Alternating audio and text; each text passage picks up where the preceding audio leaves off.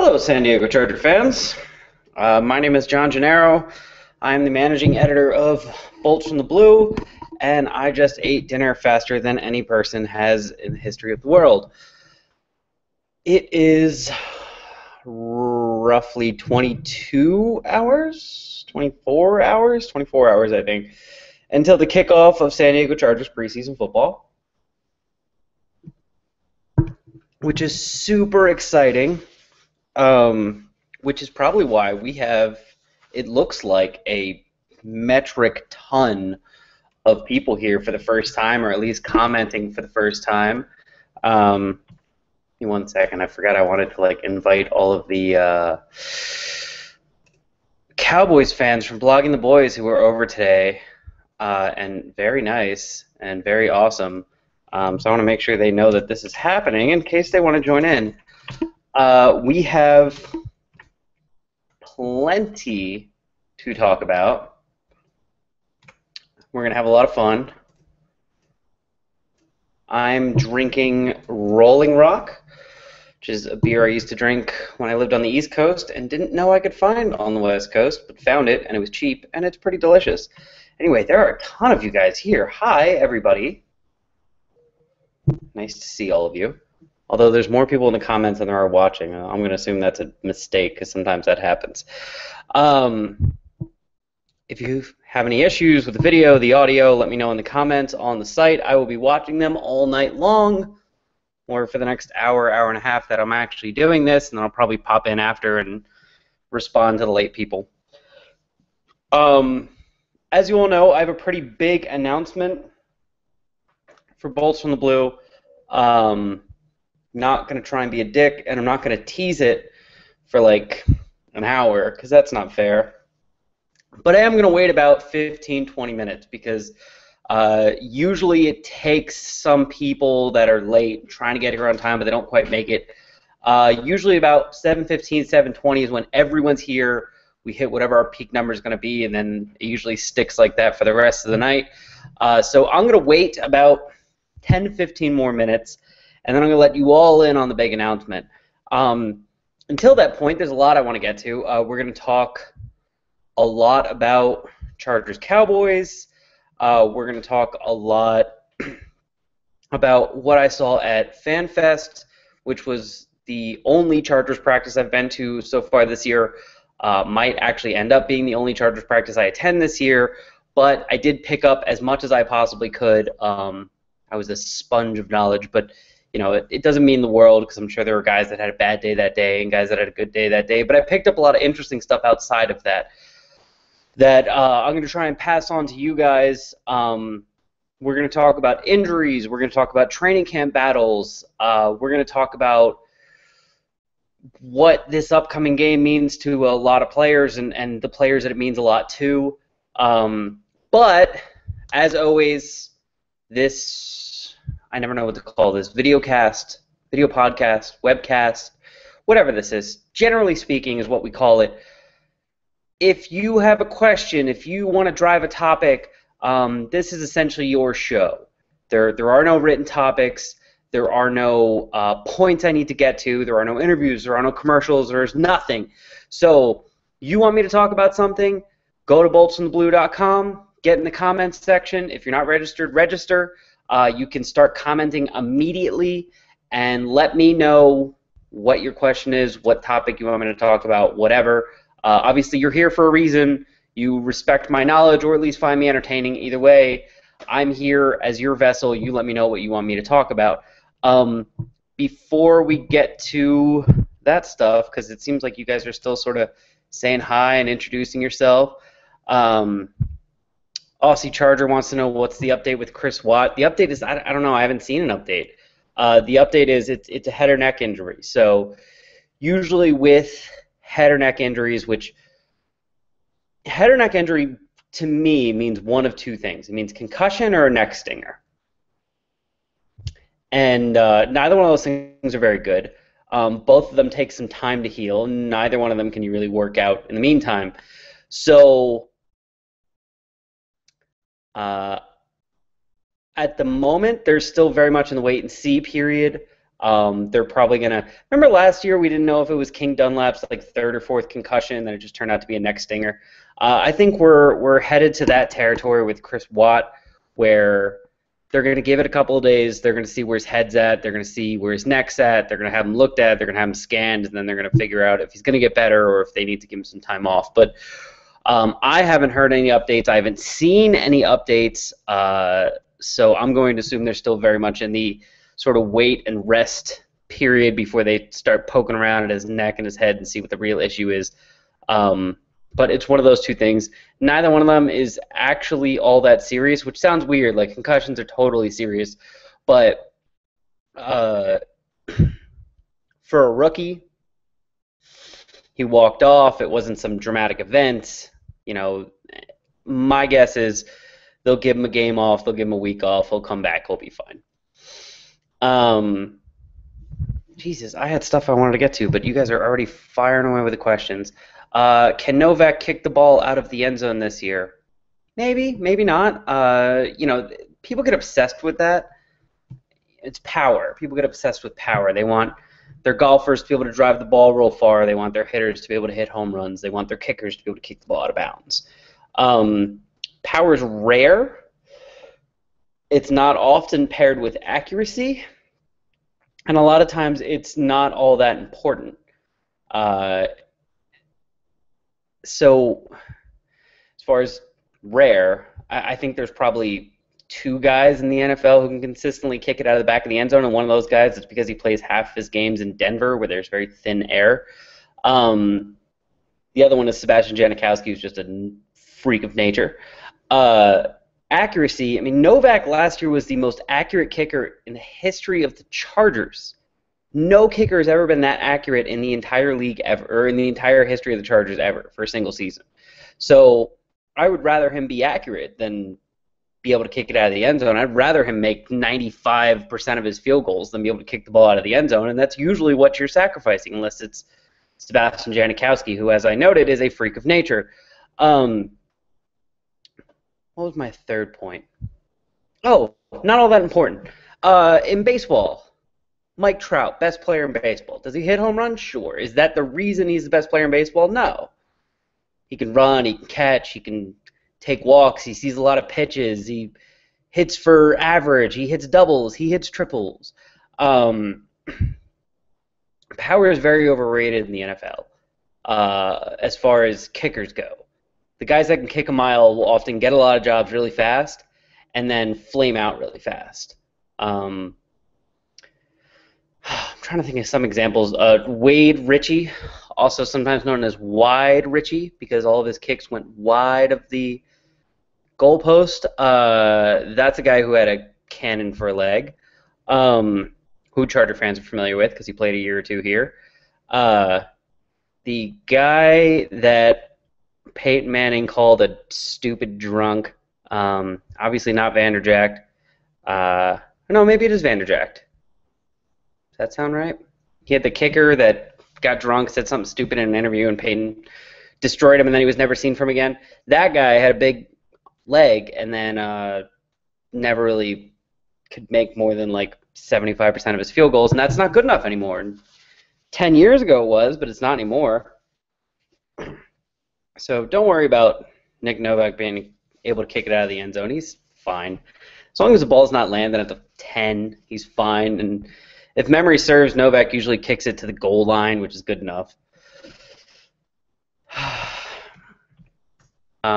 What's in the green bottle? I already told you. A lot of lurkers coming out today, which is really cool.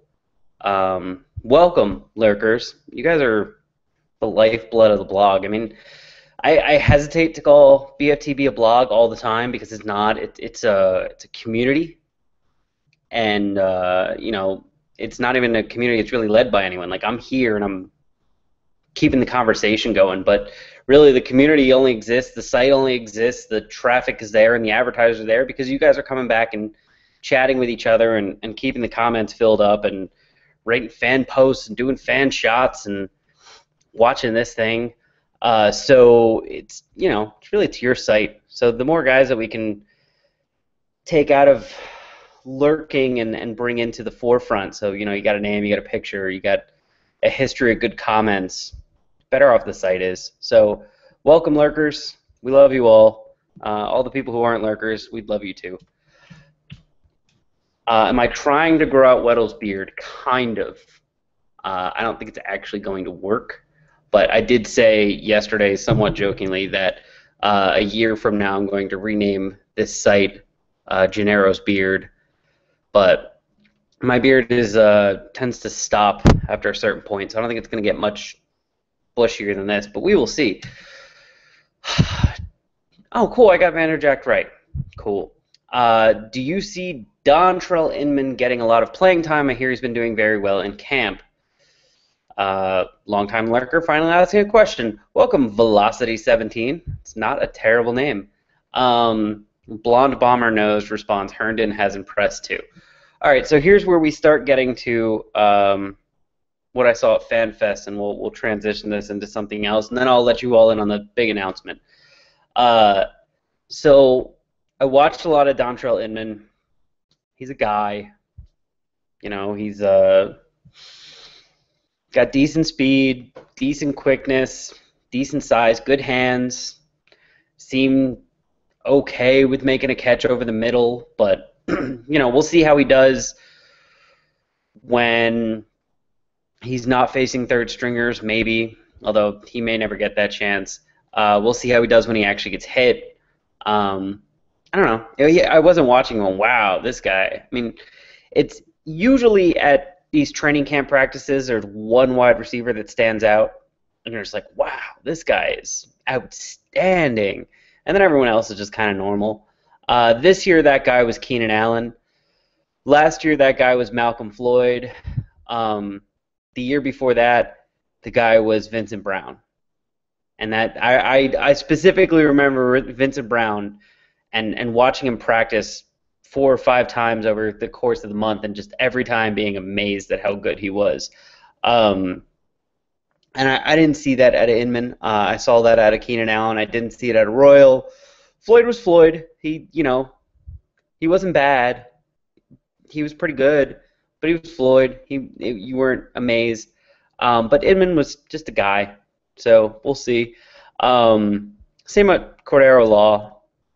It's a guy, I lost track of him a lot of the time. He wasn't, everyone's like, oh, they're great in the CFL. They'll come over and be great here, because that's what happened to the one guy who was on the Dolphins, Cameron Wake. Not everyone's Cameron Wake. If everyone was Cameron Wake, there'd be a CFL star every year. So, they're guys. They're guys that weren't originally good enough to make it to the NFL, and now that they've got a little seasoning, they might be good enough to make it in the NFL, but they're probably not going to turn into stars. If they are, it's probably going to take a little while.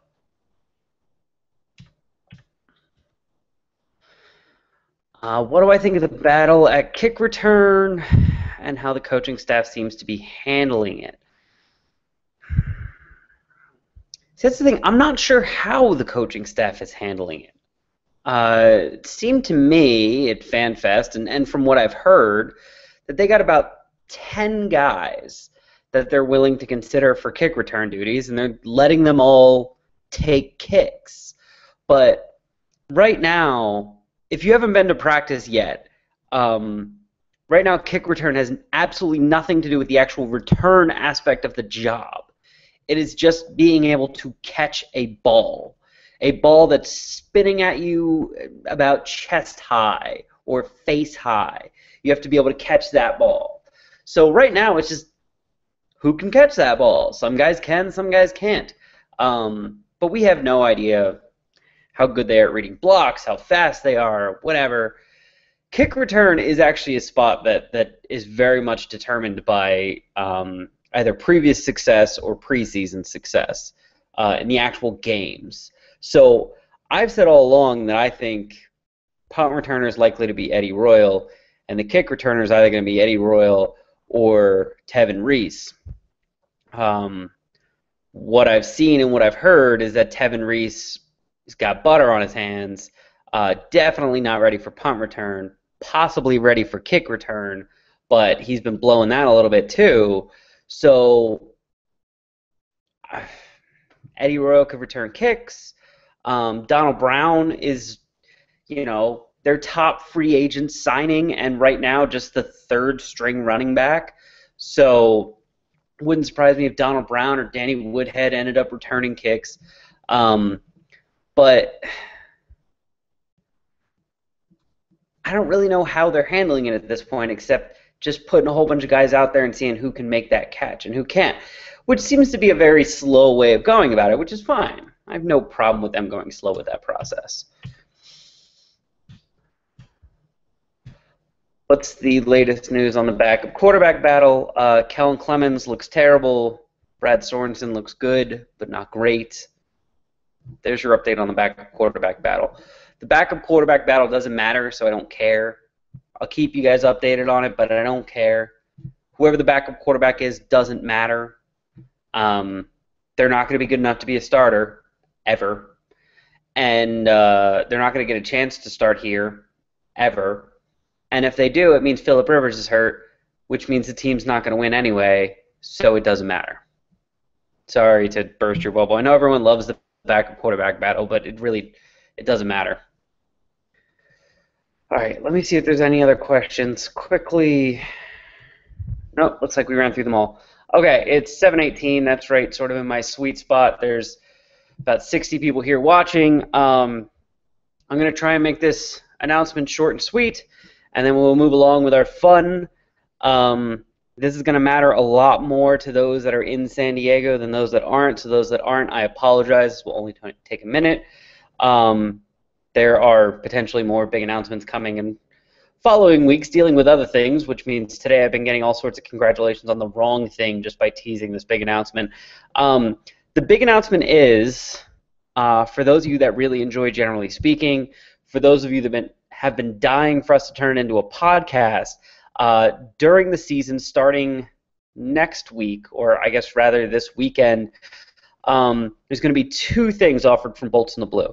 One of them is going to be Generally Speaking. It's going to be this. It's going to be me, a video, usually some alcohol, some screaming, a chat between me and you guys. I answer your questions, you answer mine, and it's a very casual thing.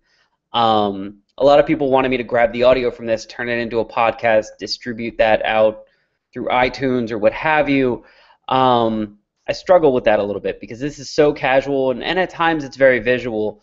So as fate would have it, someone became available who is going to help me co-host an official Bolts from the Blue podcast. It's going to be a weekly thing with topics and back and forth and debate and named features and segments. And, it's going to be your standard podcast, audio only, not going to be live. There's not going to be chitter-chatter back and forth between you and I or you and the other co-host. It's just going to be audio that you can listen to about the Chargers. Think of it like sports radio, but without the phone calls, because we're sure shit not taking phone calls, at least not in the beginning, maybe somewhere down the line. My co-host for this endeavor, who I am insanely lucky to have had agree to do this, is Ben Higgins. A lot of you may know him as from Extra 1360, the Chris and Ben Wide World of Sports show that they've been doing in the mornings in San Diego for, I don't know, a handful of years. Ben's been on San Diego Sports Radio 4 years. Chris and Ben's show recently got canceled. Their contracts were up, so they were let go when Extra became Extra 1360 Fox Sports San Diego, which is a bit of a mouthful. And so Ben now has just been focusing on his job as sports director at 10 News and really, game planning for the upcoming Chargers season. I sat down with him. We talked. I told him that I was interested in doing a more professional weekly podcast for Bolts in the Blue, and I know that Ben is actually a very big fan of this site.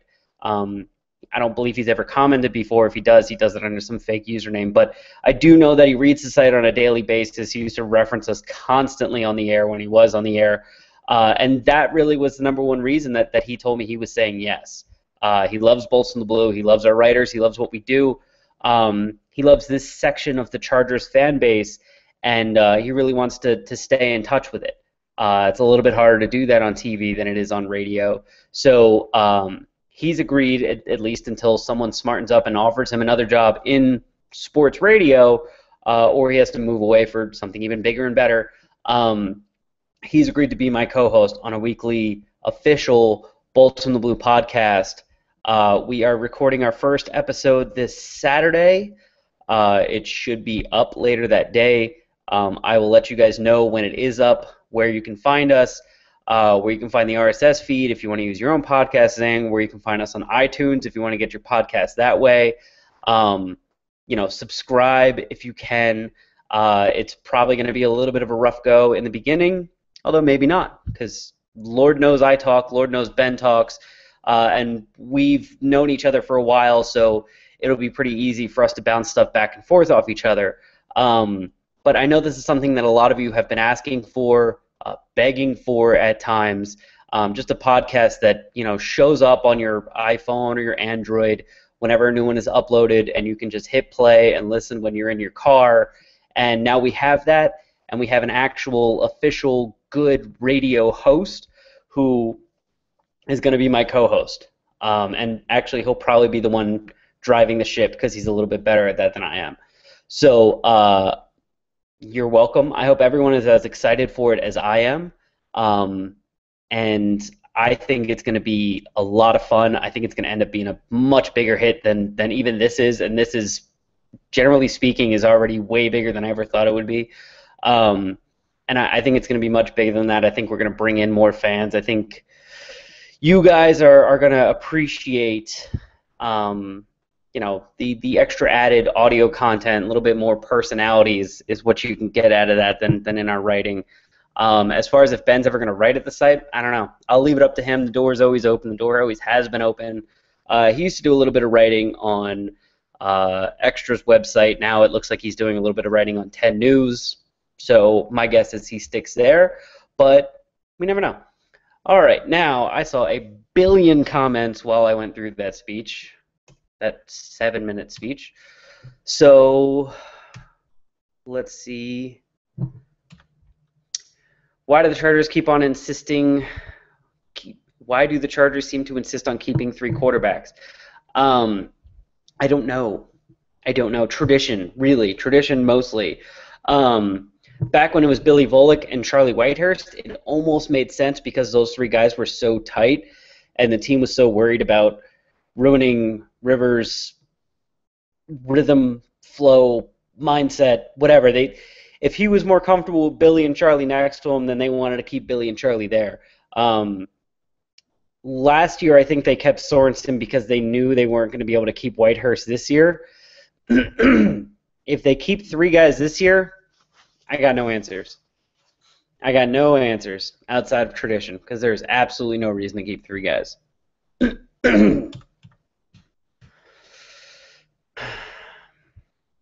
God, you guys are still talking about when I spilled that beer. That was like a year ago. And I didn't spill the beer; it exploded on me. There's no voice quiver. Will Pagano play Ingram as inside linebacker or defensive end, while Itachu and Freeney rush as outside linebackers on passing plays? No.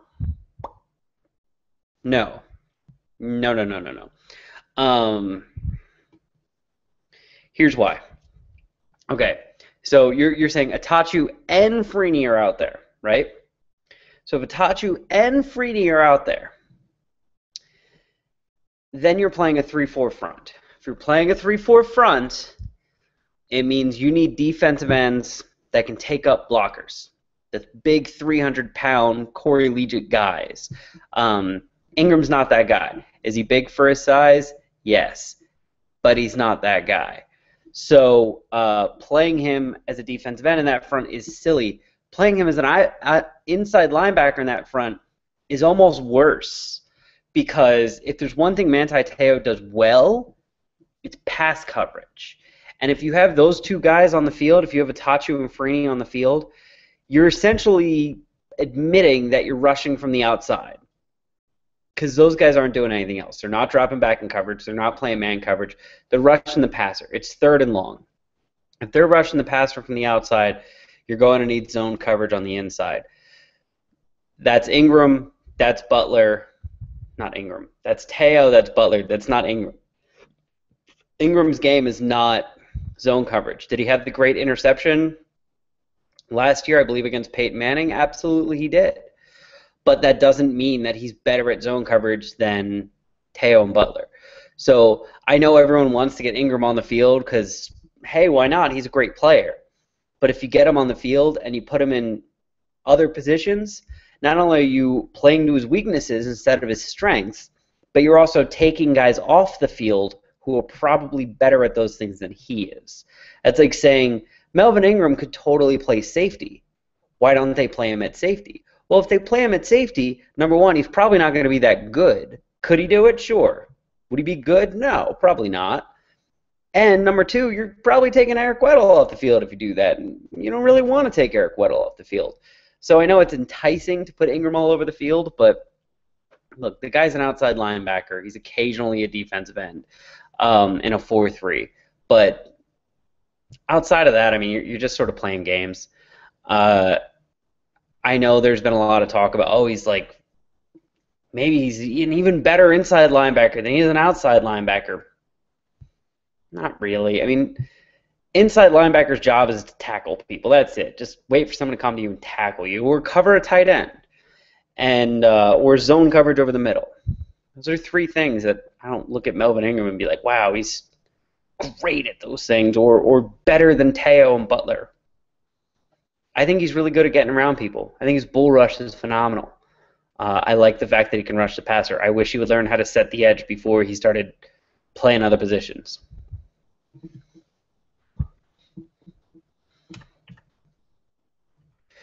Is Brandon Flowers' injury more serious than we think? Absolutely. Absolutely. Okay, so here's the scary thought that I threw out in a text message yesterday. So Brandon Flowers came in, played for a couple days. All we really heard was that tweet from Kevin Acee where he said, Keenan Allen and Malcolm Floyd are good, but they've been burning Brandon Flowers left and right. Well, that doesn't sound good. And then, all of a sudden, Brandon Flowers is out. Not injured, out. Standing on the sidelines. And then there's 2 days of that. And then there's 3 days of that. And then there's 4 days of that. And then it's, hey, is Brandon Flowers injured? No, he's out. Oh, we know what this is. This is the Manti Te'o thing last year, where he played in about 2 days worth of training camp. And no, maybe like a week, because I think it was the first preseason game that he got injured. And then for weeks, it was, is he injured? He'll get on the field when he's ready. Is he hurt? When he's out there, he's out there. Is something wrong with him? You'll see him when he plays. Because that's what this team is. There's no information at all. None. So we're seeing the exact same thing from the Brandon Flowers situation. No information at all. He's probably more seriously hurt than we think. But here's something else to consider. This is the thing that I was starting with, but it took me a while to get here. Brandon Flowers was cut by the Chiefs. And yes, we heard he was cut by the Chiefs because he didn't fit their mold of what they're looking for in a cornerback. And they wanted to save some money. And then it was, oh my God, every team in the league is going to want Brandon Flowers. And then nobody really wanted Brandon Flowers. And then he came to San Diego and it was, well, we can't afford Brandon Flowers. We're going to have to pay him $10 million a year. He's a Pro Bowl cornerback and everyone's bidding for him. And then we gave him a 1-year deal of like $3 million, some small amount of money. What if Brandon Flowers was hurt? What if there was already something wrong with Brandon Flowers? And I know. He has to pass a physical before they'll sign him. The physical is done by the team doctor. So if they look at something and they go, "You want us to sign you to what contract? We saw this thing on your MRI." And he goes, all right, fine. But that's going to be fine by time the season starts. But I just want to get in with the team now. And they're like, all right, 1 year deal in case this doesn't get better, and about a third of what you deserve to be paid because we don't want to get ripped off. And he's like, all right, fine. What if he's hurt? What if he was hurt? What if the Chiefs cut him because he was hurt? What would it benefit the Chiefs to say he's hurt, right? If he didn't want to say it, they weren't going to say it because you can't cut a player that's hurt. Can't do it. Got to do an injury settlement. But a guy's hurt, you just... So, yes, the Brandon Flowers injury is more serious than we think because the team's not talking about it. If they were talking about it, I'd be less worried about it. But more than that, the bigger question is how long has he been hurt? How bad is he hurt? And when did he get hurt? Has he been hurt for months? Has he been hurt for a year? Don't know. Probably not going to know.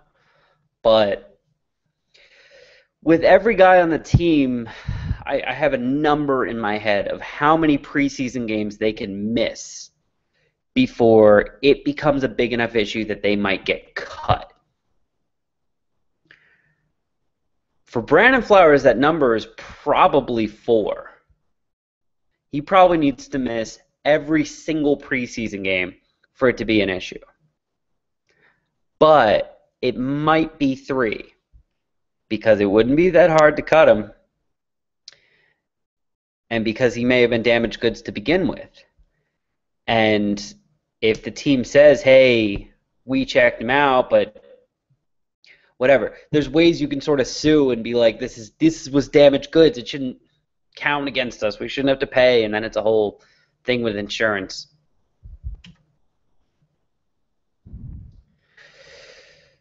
Ah, 10 players way better than Holmes for next year.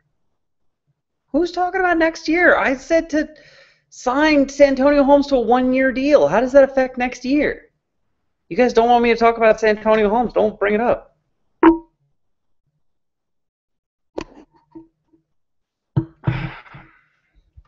What do you think the strengths on offense and defense will be this season and the weaknesses of the offense and defense? Oh, a lot of that is going to be determined by injuries.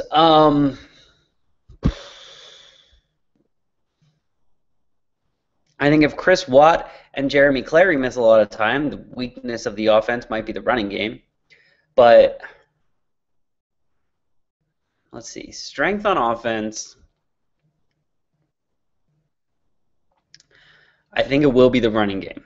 I think enough people will be healthy, and there's a lot of talent there, and I think it'll be the running game.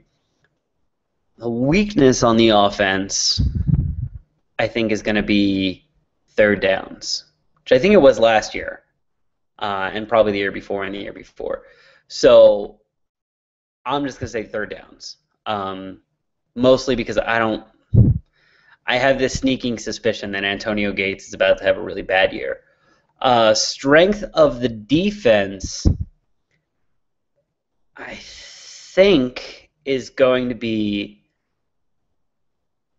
the pass rush, and like turnovers, which has never been a strength of the defense. But I think the pass rush is good, and I think it'll result in turnovers. Weakness of the defense, and this is where it evens out. I don't think it's all roses and puppy dogs for the defense. I think the weakness of the defense is going to be the run defense. I don't like the situation at nose tackle. Corey Legion's hurt. Ken Reyes isn't really good against the run. Melvin Ingram isn't very good against the run. Manti Te'o is not very good against the run. Sharice Wright's not very good against the run. So I think the defense has a real problem with run defense. We shall see. Should Brandon Oliver make the team? No. But man, people are going to fall in love with him. You can ask Richard. I told Richard on the way out of FanFest, Charger fans are going to fall in love with Brandon Oliver this year. They're going to be crazy for him. You just wait. 3 weeks from now, there's going to be fan posts, stories in the UT, why Brandon Oliver needs to make this team. You watch. It's going to be madness. Is there any room on this team for Torque Williams? Yeah, I think so. I would like to know what he does on special teams. I don't remember him doing a lot on special teams, but I think so. How bad is our preseason schedule? I know the formula for the regular season, but what is it for the preseason? Arizona back-to-back just seems silly, but hearing the emphasis is really on practice. Does it really matter? No, it doesn't matter. And here's the formula for the preseason. The teams basically agree to play with each other. The NFL doesn't really set it up. The teams essentially have an agreement. And here's why. And this is why you'll notice the Chargers play the same teams in the preseason every year. They always play the Cardinals, they always play the Seahawks, they always play the Cowboys, and sometimes there's one other team mixed in there. You basically play the teams closest to you. The point of that is to minimize the travel as much as humanly possible. The other team is the Niners. So the 4 teams closest to the Chargers are the Cardinals, the Niners, the Seahawks, and the Cowboys. And the Cowboys don't seem close until you remember that their training camp is at Oxnard, which is up here near Santa Barbara. So those are the 4 closest teams when training camp is happening during the preseason. So those are the 4 teams that minimize travel by playing the Chargers and the Chargers playing them. It's also why the Cowboys usually come here and the Chargers usually don't go to Dallas, despite the fact that they play in the preseason almost every single year. It's just a travel thing. As far as why they're playing Arizona in week 4 and not week 1, I don't know. Just working out the schedules. Didn't San Francisco want him? And Baltimore want him? Yeah. Other teams wanted Brandon Flowers according to Brandon Flowers, but, if they want him so bad, why didn't they get him? It's not like we offered him years or money. Oh, he really wanted to play against the Chiefs. When players look back at their career, they look at, how many championships did I win? How much money did I make? How many Pro Bowls did I make if I won any other awards? They don't look at, how many times did I beat the Chiefs? They don't care. If he had a better offer, he would have taken it. Okay, I think it could be serious, like a Vincent Brown calf strain. They don't want to announce it. No way, it's a broken foot. He misses 6 weeks on. I don't know what it is. If it was a broken foot, he'd be wearing a boot, okay? So he's not wearing a boot, so it's probably not a broken foot. Who's a better run defender, Reyes or Lissimore? Lissimore. Then why not start him at left defensive end and try Gaithers, Carruthers at nose tackle? Because Gaithers and Carruthers are raw and therefore bad at nose tackle. Would you rather have an average guy at nose tackle and an average guy at defensive end, or would you rather have a good guy at defensive end and a bad guy at nose tackle? You take the 2 average guys. It's more consistent. You can balance your defense a little bit better. Cameron in here for the big news. I did not spill my beer. McCoy doesn't talk about any injuries. If I had to pick 3 key games for the Chargers that they must win. All right, well, I'll say this. Hold on, I got another beer right here. I said this earlier, if you read my Q&A with the guy from Blogging the Boys. I think for the Chargers to make the playoffs this year, they need to start the season at least 4-2, if not 5-1, because the end of their schedule is just absolute hell. But you want 3 key games for the Chargers as a must-win? I'll give you 3 games. Home against the Raiders, home against the Chiefs, home against the Broncos. Every team that makes the playoffs starts by winning divisional games, and they start by winning divisional games at home. If you go and you look at every team that makes the playoffs every year since the division switched to 4, you will see all of them have winning records at home against their division, either 2-1 or 3-0. So those are my key games. Go 3-0 against those teams at home, which probably gets you somewhere near 5, 6, 7 wins at home, and there you go. You're probably not, maybe not guaranteed to be in the playoffs, but that's step 1. Woodhead missed all of last preseason. Yes, he did. Woodhead was allowed to miss 4 preseason games. He was one of those guys. Is Brandon Flowers that guy? I don't know. You got to remember, Danny Woodhead wasn't cut. Danny Woodhead was signed. Danny Woodhead was signed for what was thought to be a good amount of money, and it turned out he was worth even more than it. But Danny Woodhead wasn't cut.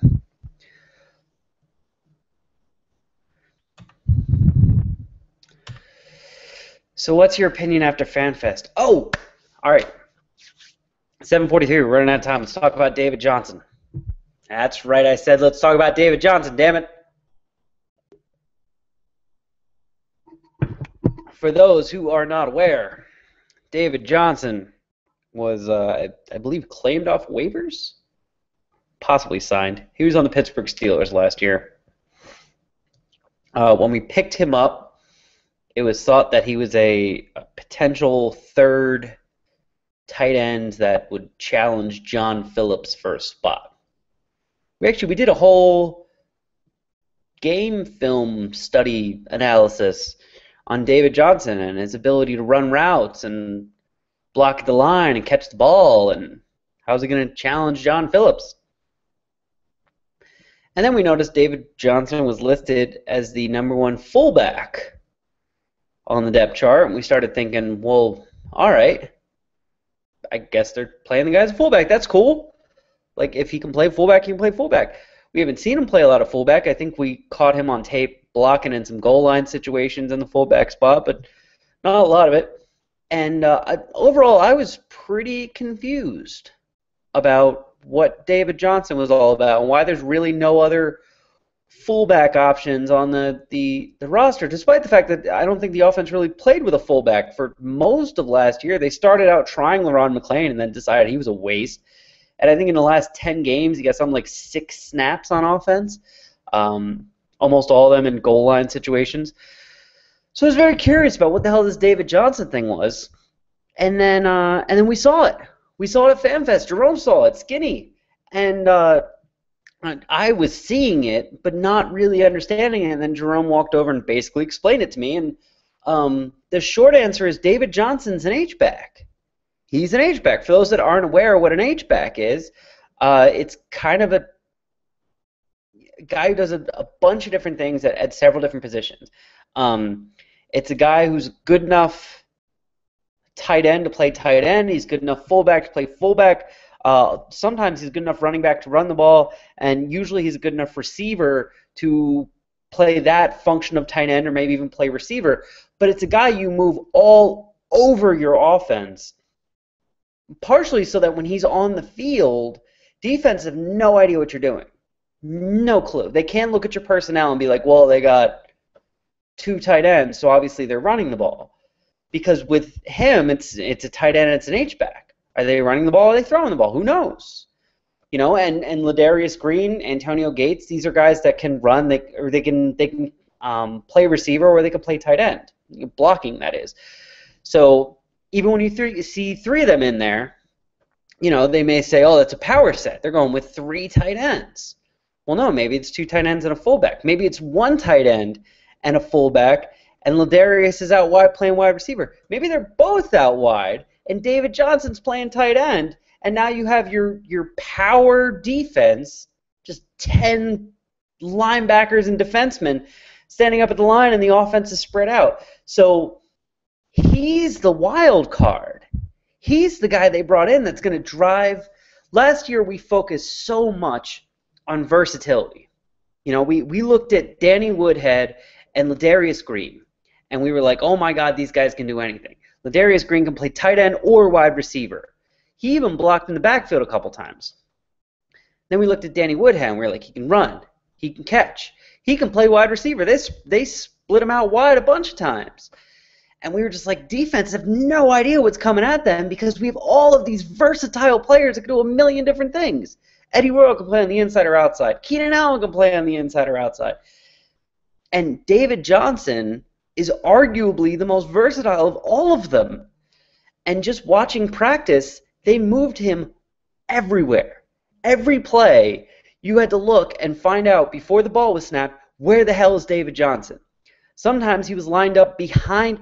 They would have the whole offense to the right side with 2 tight ends, and he'd be lined up behind them as a fullback. So you'd basically have all 3 tight ends in like an upside-down triangle, and they would just blow through the defensive line and create a giant hole for Ryan Matthews to run through. Sometimes he'd be split out wide. Sometimes Rivers would drop back in the shotgun, and he would be the running back standing next to him as the sort of pass blocker in the pocket. So the guy is very unassuming. We don't know his name. He doesn't have much experience, whatever. But he may end up being this year's Woodhead, kind of, not in terms of stats. He's not going to, almost lead the team in rushing and almost lead the team in receiving. His stats are going to be whatever. But he's going to be the key to the offense just freaking defenses out because they're never going to know where he is or what he's doing. And that's the value of the H-back. That's always been the value of the H-back. Chris Cooley was, I think, the last H-back in the league that sort of did it all. Brandon Manumaluma played H-back for the Chargers for a little while, where he would jump in the backfield and play fullback or be a tight end, and was a pretty good receiver as well. Randy McMichael, they did it a little bit with him a couple years ago, but not a lot. And these were basically tight ends that were just forced into fullback roles. But David Johnson, really, he's an H-back. And so I keep waiting for them to change that depth chart because some of the depth charts don't have fullbacks and instead will have something else or just don't have anything there. And it's just running backs, wide receivers, quarterback, offensive line. And I keep waiting for them to change next to him. Instead of it saying fullback, it'd say H-back because that's really what he is. And that makes him 100 times more interesting. So that's part of FanFest. I was very, very high during drills. I wasn't high during drills. I was high on Steve Williams. I was watching Steve Williams during drills, and I was like, oh my God, he is far and away the most athletic player on the team. It's not even close. I mean, he may not be the fastest, but he's the most athletic and the most agile. And they were running the cornerbacks through these drills where they had to drop back, and then the coach would either point them left or right, and they had to go left or right. And then the coach would point deep, and they'd have to spin and run deep. And then while they were spinning, the coach would throw the ball, and they'd have to find it either over their left or right shoulder and get there and catch it. And these guys were working up sweats just trying to do it, and some of them couldn't. And the ones that could just barely made it. And he made that drill seem like it was preschool. Like it was the easiest thing. Like I could have walked out of the stands myself and done it. And he just, every time. I watched him every time he came up and did it. Great hands, great feet, great hips.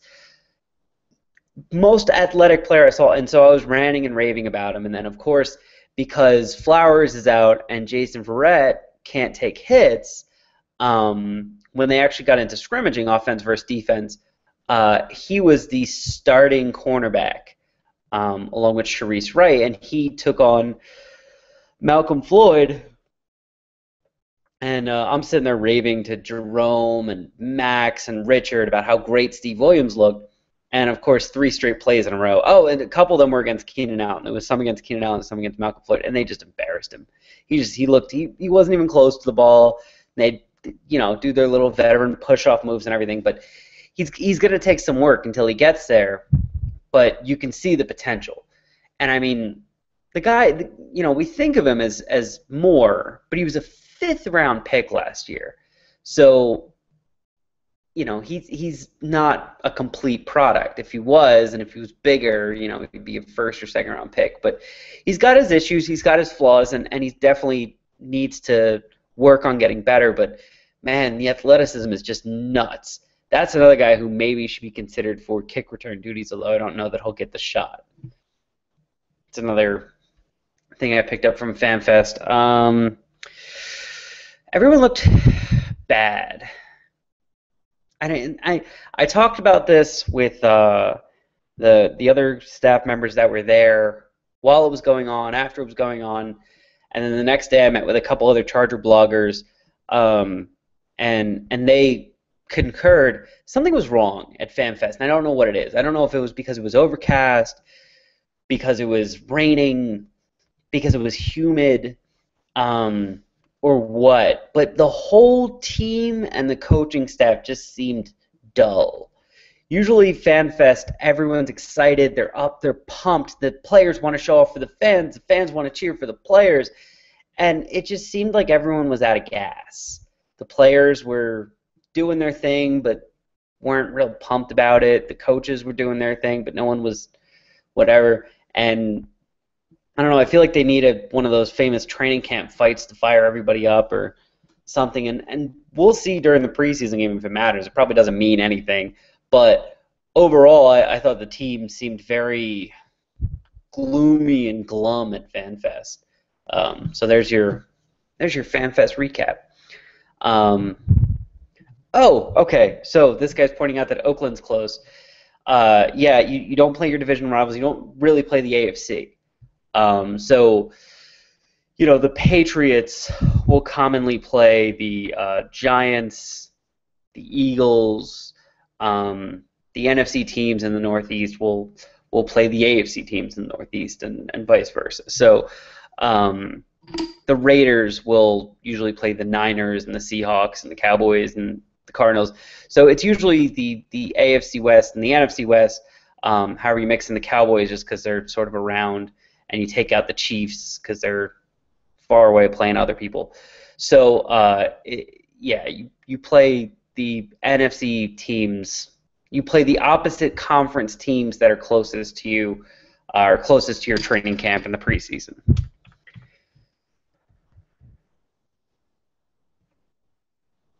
EFTB fantasy football this year, yes. Every year we get questions about it at this time, and I always say the same thing. We're working on it. SB Nation is shoring up a sponsorship, as they usually do, and we're not allowed to make a move until that sponsorship happens. That sponsorship determines what leagues we're doing, if it's Yahoo, if it's NFL, if it's CBS, whatever site we're doing it at. So yeah, there will be a few leagues. There always are.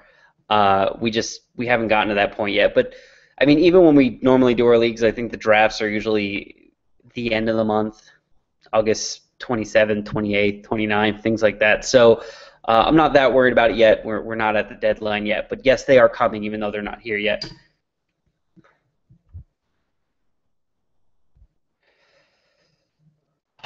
Was Jacob Hester considered an H-back? Not really, because he never really did the tight end thing. He was just kind of a fullback / slow halfback. That's probably a better.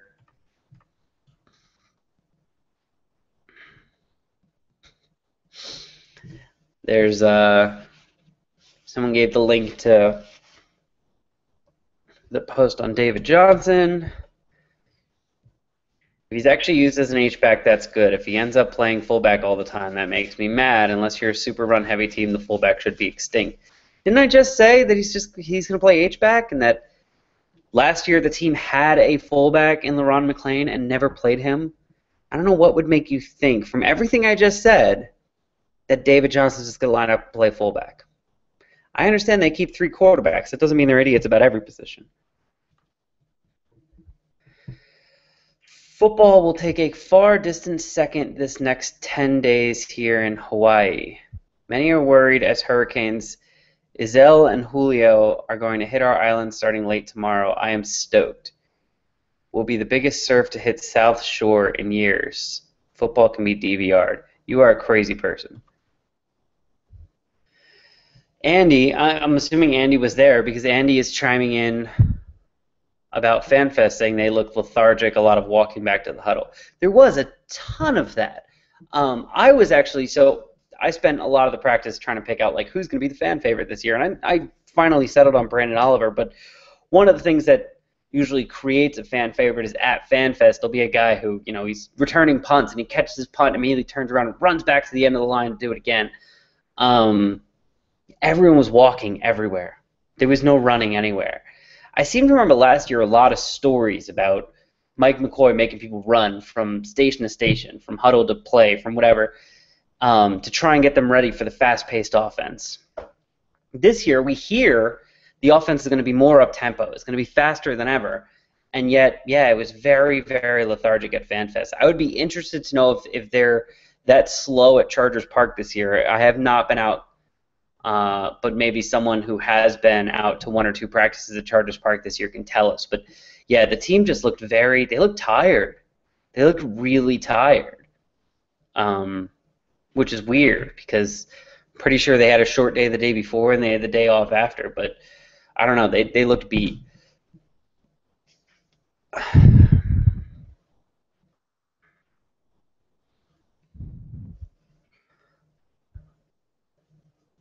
Did I say third downs on offense were a weakness last year? I said third downs on defense were a weakness last year.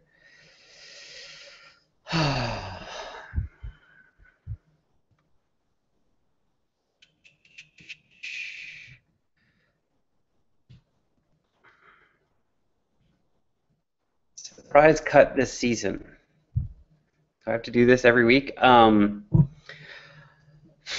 My surprise cut for the year is probably still Marcus Gilchrist, although I don't think Vincent Brown makes the team. On that list of, I said guys can miss a certain number of preseason games. I have it in my head. It's not foolproof. I'm not Mike McCoy, and who knows if he even does anything like this. But in my head, I'm like, this guy needs this many preseason games, not just good preseason games, but preseason games, to be considered to make the team. I think Vincent Brown needs 2. He's already missing 1. So I think Vincent Brown is a very almost likely cut it unless he gets healthy sometime in the next. It'll be very telling because there are a lot of guys that are hurt before the first preseason game, and they're hurt enough to miss the first preseason game. But as soon as the first preseason game is over, they're practicing. So it's like they're too hurt to play at a game, but not too hurt to play practice. So it'll be very telling to see if Vincent Brown returns to practice immediately after the Cowboys game. If he does, good. He's back on track to make the team. If he doesn't, I think Vincent Brown's out. But I still think I thought Alden Darby looked very good at FanFest. He had a pick of Brad Sorensen, and those third stringers don't get on the field a lot, but I thought he did a pretty good job when he was out there. I think Marcus Gilchrist is still someone that he makes a lot of money, and here's the big key: if Verrett and Flowers get healthy, I don't know if there's really room on this team for Gilchrist. They got 3 or 4 safeties that they like, and they got 4 or 5 cornerbacks that they like. So why pay Marcus Gilchrist, $2 million or whatever he's due? So if Flowers and Verrett get healthy, which everyone is expecting them to, then I think Gilchrist can't make the team. Maybe he'll surprise me. Okay, well, you don't see it, but I just explained. I know he's versatile. Think about it this way. So he's pretty expensive. He's on the last year of a rookie deal, and he signed it before the rookie wage scale, right? And he was a second-round pick. And those contracts usually go up. So I think at this point he's set to make like $2 million. So let's assume everyone's healthy, right? Whole defensive secondary is healthy. When you're going down your cornerback depth chart, Flowers, Wright, Verrett, Steve Williams, Richard Marshall maybe, or Brandon Gee, or David, the guy from Auburn, his name is escaping me, David Jones, David something something very standard like that. There's about 6 or 7 corners that could possibly make this team. Chris Jones, Jesus, Chris Jones, Chris Davis, Chris Davis, Chris Davis sounds right. I'm gonna go with Chris Davis, who Kevin Acey likes and people are raving about, the kid from Auburn. So, and then you look at the safeties, and they're not cutting Adai, they're not cutting Weddle, they're not cutting Stuckey, no matter what anybody says. So Gilchrist can either be your 4th guy who's getting paid $2 million, or your 4th guy can be Alden Darby, who makes a quarter of that, if not less.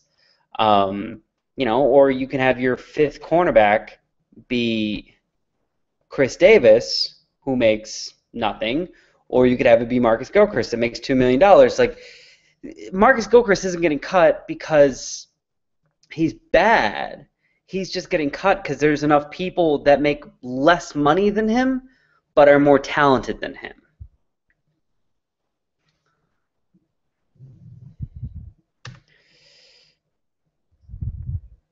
Okay, so he's going to make $500,000, but his cap hit is 1.3.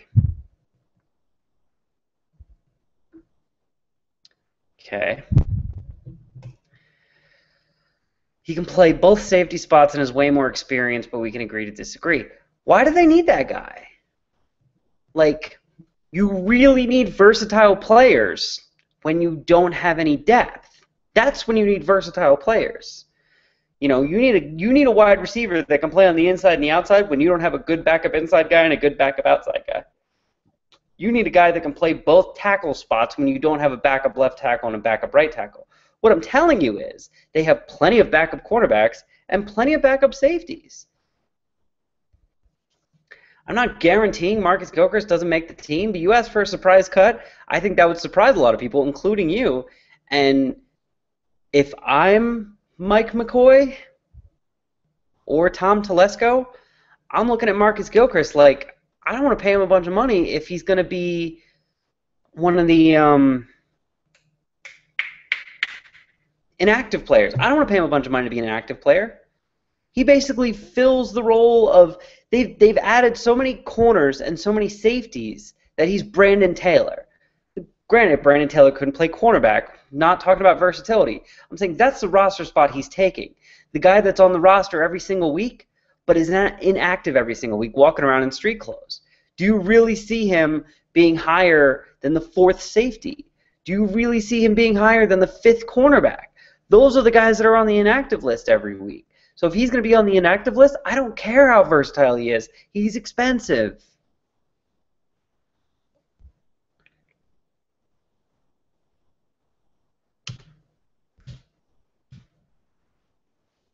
Hey, some more people joining live for the first time. Hi, live people.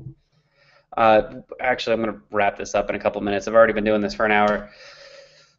Can we look forward to any interesting formations on offense or defense? Any you would like to see besides the Johnson sets? So you're not talking formations, you're talking personnel.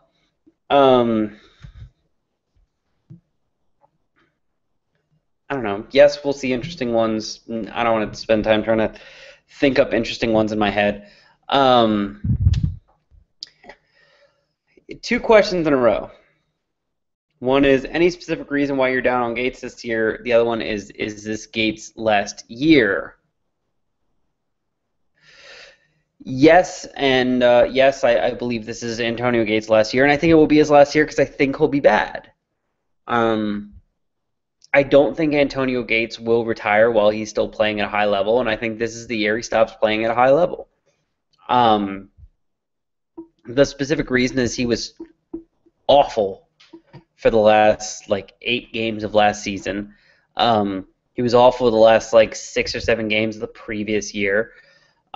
He doesn't have the body to make it through a full NFL season playing at the level that we expect him to. He gets off to a hot start and then he sort of disappears. And look, I don't want to the guy's been dealing with some personal stuff. He's been dealing with family stuff. You've probably all read about it by now, but it's taken his focus away from football, and good, it should have. Football is not more important than your family or your sister. It's not. But, while other guys have been training, he's been doing that. And God bless him for doing it. But, I don't think football is the most important thing in Antonio Gates' life right now. And I think that's good. I don't think it should be. But I think that is going to keep him from being able to compete with 22-year-olds when he's 33, however old he is. So it's not like I'm trying to criticize Gates. We all get old. I'm old. I can barely go upstairs. But, to expect him to be the player he was 5, 6, 7 years ago, it's not going to happen. To expect him to be the player he was 3 years ago, he's just not that guy anymore. So the specific reason is I think his clock is running out, and I think I've been seeing it. I think everyone has been seeing it. And I think those who think Antonio Gates is going to be a Pro Bowler this year are fucking nuts. For practice squad, what position should we develop? Practice squad is not about developing positions. Name the last guy that came from the Chargers practice squad that ended up a starter. Ever. Do it. Antonio Gray was stolen off someone else's practice squad, so that doesn't count. You can't. None of the quarterbacks, none of the running backs. I don't know if Malcolm Floyd was on a practice squad. Maybe. At some point.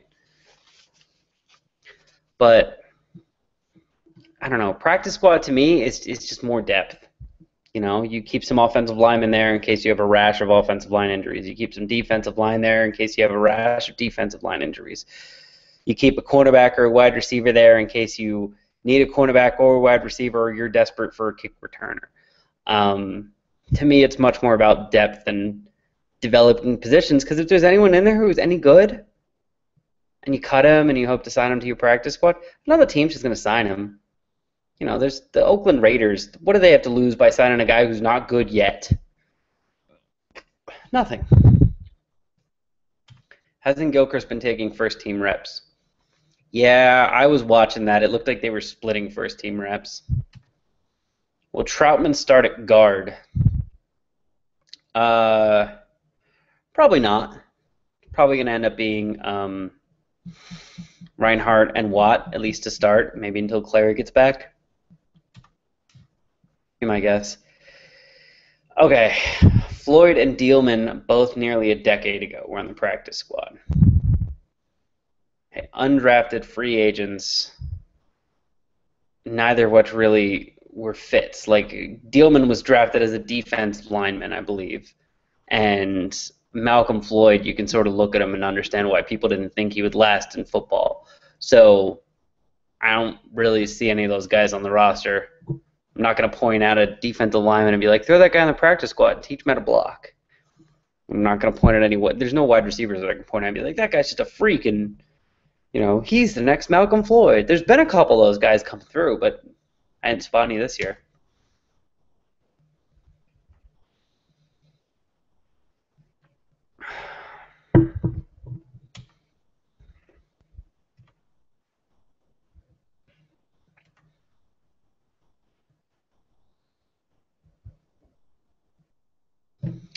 Okay, hold on. Marcus Gilchrist is not $300 million in dead money. That's the craziest thing I've ever heard in my life. Oh, $300,000 in dead money. Yes. Okay, so he's got a cap hit of $1.25 million. Marcus Gilchrist is a cap hit of $1.25, but which is essentially what he's getting paid. If he gets cut, the dead money is $344,000.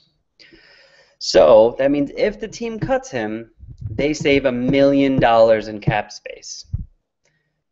There is not one player above him at safety or at corner that saves more money by being cut than Marcus. So tell me again how he's not more expensive than them.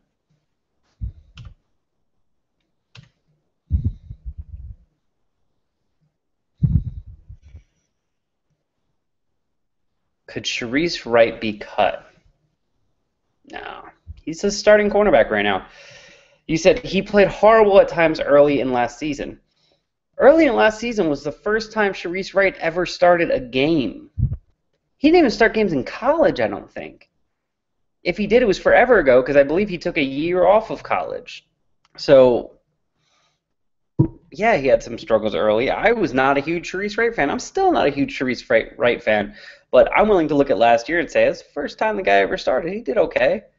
It's reasonable to expect that he will be better at it this year. All right.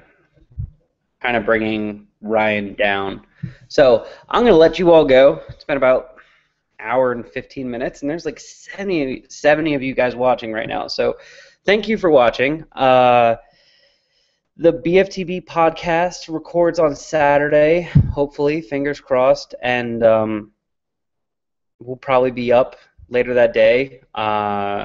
If not, I'll hold off if I can, and I'll throw it up Monday morning because I know that's when most of you will be returning back to the site.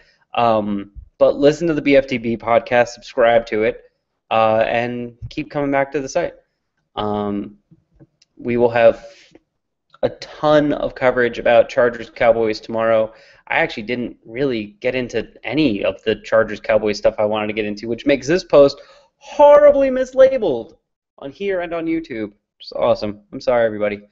But come back tomorrow. We're going to have loads of good stuff. And I don't care if the Chargers win tomorrow. Wins don't matter. Preseason doesn't matter. So let's pray for no injuries. All right. See you guys next week.